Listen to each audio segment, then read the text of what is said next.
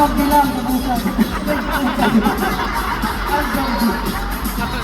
Ayun naman na ito. Alright.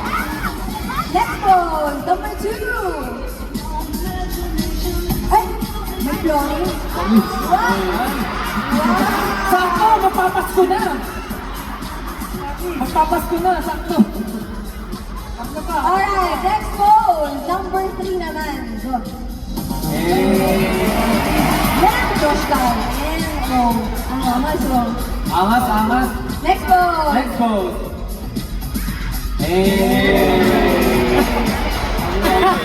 Wala ba yung ano, yung nagpupulas ng pawis? Josh, yung ganito. Ayan, ayan, ayan. Okay, last pose. Oh, last Pose pose. number 5.